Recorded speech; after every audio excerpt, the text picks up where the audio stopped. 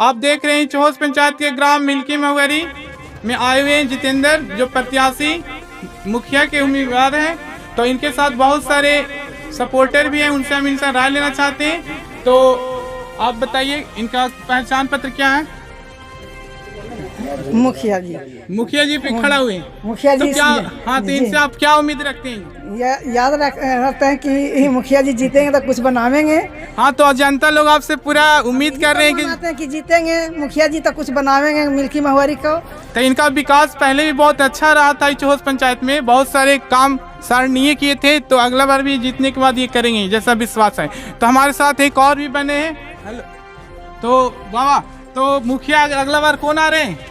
कौन लावेंगे? जितेंद्र मुखिया आ रहे हैं क्या? पता। हाँ, तो अगला बार फिर आ रहे हैं। हाँ, नहीं आपका आशीर्वाद है? आशीर्वाद है एकदम पक्का। देखिए, इनका भी आशीर्वाद रहे, हम लोग का भी आशीर्वाद साथ में। तो इनके साथ और भी बने हुए। तो पहले अपना परिचय दीजिए, नाम क्या हुआ? मेरा सुशीला देवी नाम है। हाँ, तो अभी किनके साथ खड़े हैं? कौन सा मुखिया? जितेंद्र मुखिया के साथ खड़े हैं। जितेंद्र मुखिया से हम लोग अनुरोध करते हैं कि अगर अगला बार जीते तो हम लोग को और कुछ मिलने का जो कमी जो रह गया मिल सके। जैसे राशन कार्ड नहीं बना, हम लोग को गली को निर्माण बढ़िया से नहीं हो चुका है, जहाँ तहाँ नली टूटा है, पैन को अभी निर्माण नहीं हुआ है, ये सब होना चाहिए किसान को। तो सर, एक बात पूछना चाहते हैं कि राशन कार्ड के लिए अभी राशन कार्ड के लिए 500-500 रुपये ले रहे हैं, तभी भी नहीं बन पा रहा है। कितने से 2000 लिए पैसा लेने के। तो आपका इसके बारे में क्या विचार है? हम तो यही बोलेंगे कि हम यही बोले हाँ, हम यही कहेंगे कि राशन कार्ड हो, वृद्धा पेंशन हो और स्वास्थ्य कार्ड हो, चाहे जॉब कार्ड वगैरह हो, ये सब जनता से जुड़ा हुआ जो भी सरकारी योजना है, उस योजना का पहल सही ढंग से पहले जो वर्तमान में जनप्रतिनिधि थे उन्होंने मॉनिटरिंग नहीं किया। उसके लिए सरकार अलग अलग पदाधिकारी रखे, इंदिरा आवास सहायक, चाहे किसान सलाहकार, चाहे विकास मित्र, जो गरीबों से जुड़ा हुआ है, महादलित से जुड़ा हुआ ये पद है। इन लोग का दायित्व बनना चाहिए कि हर जनता के घर जा करके डोर टू डोर और सर्वेक्षण सही से करा करके उचित लाभ लोगों को दिलाएं। मैं अपने रीजन में 2006 से 2016 जब था, तो मैं अपने वृद्धा जितने भी हमारे पंचायत के लोग और गाँव के लोग थे, उनको मैंने बुला के खोज के फॉर्म भर के, और पहले तो ऑनलाइन नहीं था, अब तो ऑनलाइन का व्यवस्था सरकार ने बहुत अच्छा कर दिया है कि जनप्रतिनिधि के यहाँ बहुत ज़्यादा जाने की ज़रूरत नहीं है। थोड़ा फॉर्म में सिग्नेचर वगैरह या डॉक्यूमेंट वगैरह का काम पड़ता है, और स्वतः जा कर के उसको ऑनलाइन करा लें तो उनको स्वतः बन के चलाता है। 20 दिन ही लगे या 1 महीना लगे, जो समय लगता है वो तो लगेगा ही। लेकिन जब नहीं ये व्यवस्था था, उस समय मैं लोगों को प्रेरित खोज के, जो आज के डेट में जिसको मिल रहा था वृद्धा पेंशन, आज 70-80 व्यक्ति ऐसे हैं जिनको रुक गया। अब कारण क्या है? लोग आते जाते परेशान हो गए और आज तक नहीं बन पाया। फिर उस व्यक्ति को मैंने बोला कि ऐसा कीजिए, आप नया आवेदन दे करके, जब उम्र सही है, पहले वो बीपीएल का पाबंदी रहता था कि जो बीपीएल धारी हैं उन्हीं को वृद्धा पेंशन बनता था, लेकिन नीतीश सरकार ने उस बीपीएल को हटा करके जो 60 वर्ष उम्र जितने भी वृद्ध लोग हैं सभी को देने के लिए जब सरकार घोषणा की, उसके बाद भी अगर आज वंचित हैं कुछ लोग, तो ये हमारा पंचायत प्रतिनिधि जो पहले वर्तमान में थे, उनकी सबसे बड़ी दुर्भाग्यपूर्ण स्थिति है उनकी। तो आप अभी मिल्की महुआरी में दे रहे हैं, इनका बच्चा बहुत अच्छा है, क्योंकि ये पहले जो भी काम किए थे। एक और समस्या है, हम घूम रहे हैं अपने वोट मताधिकार के मांगने के लिए, तो उसमें समस्या जो सरकार का 7 निश्चय है, 7 निश्चय में हर गली पक्कीकरण प्लस नल जल योजना, जो हर घर में पानी की व्यवस्था सरकार का जो था वो चापाकल बंद करके, और सरकार ने ये फैसला किया कैसा किया जाए, जो शहरी व्यवस्था पहले नल जल से जो पानी जाती थी उसी तरह गांव में किया जाए। और इस योजना को पूरे देश में नीतीश जी का इतना चर्चा है कि एक गांव में जो सपना में भी नहीं सोचा था कि नल से पानी आएगा, उस कार्य को इन्होंने करके दिखाया। लेकिन इस जनप्रतिनिधि की कमी के कारण, व्यवस्था नहीं देखने के कारण जो कार्य हुआ है इतना मैंने घटिया किस्म का हुआ है, क्वालिटी के साथ लोग समझौता ना करते हुए, लूट खसोट करते हुए, जैसे तैसे करके पानी सिर्फ पहुंच जाए। अच्छे क्वालिटी का सामान अगर लगता तो निश्चित है कि लंबा समय तक इस चलता। तो आप देख रहे हैं मिल्की मुंगेरी में जो नल जल का काम हुआ था, लेकिन कुछ दिन के बाद वो बंद कर दिया, इसका जिम्मेवार कौन है? देखिए, पहला तो जिम्मेवार, चूंकि मुखिया लोग तो यही कहते हैं कि मैंने वार्ड को पैसा दे दिया। आज मुख्यमंत्री कह दे कि हमने जनता को पैसा दे दिया, हमारा कोई जवाबदेही नहीं है, तो ऐसा नहीं होता है।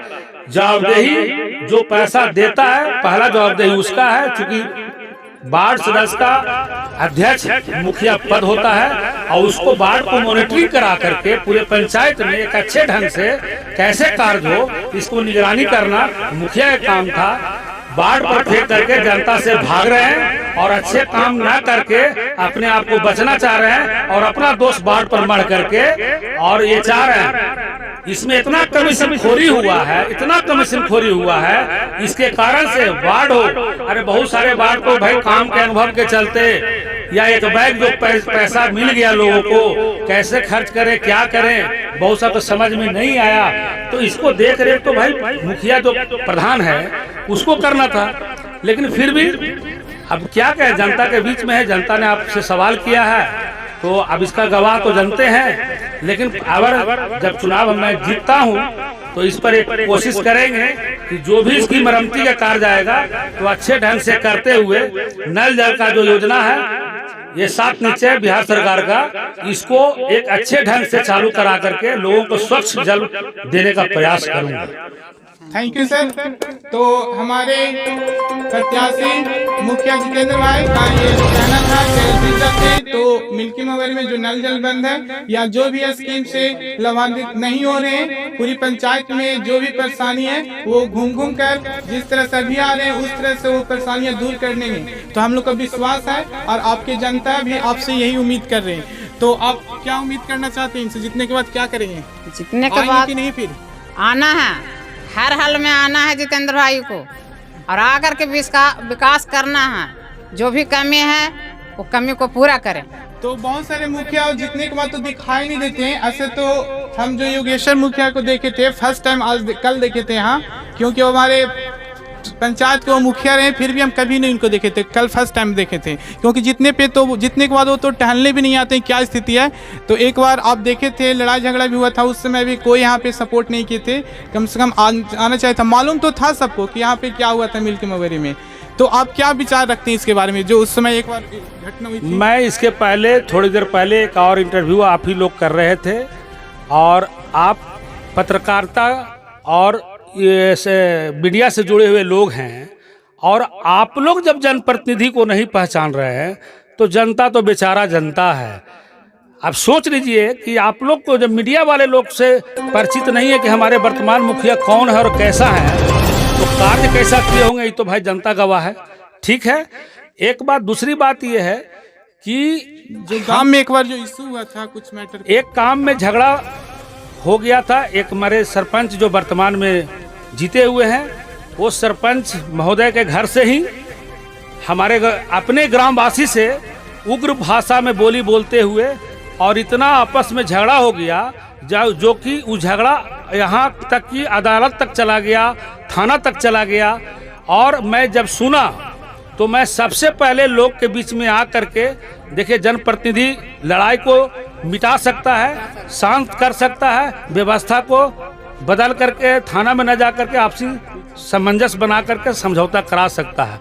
लेकिन एक जनप्रतिनिधि, चूंकि सरपंच खुद का लड़ाई था, उनका घर का लड़ाई था, और उस समय लोग यही सोचे कि हमारे मुखिया जो वर्तमान में रहे हों, चाहे जिला परिषद रहे हो, चाहे जो भी व्यक्ति रहे, विधायक रहे हो, MP रहे हो, उन लोग को चाहिए था कि आकर के दोनों को सामंजस्य बना करके और बुझा करके शांति व्यवस्था कायम करना।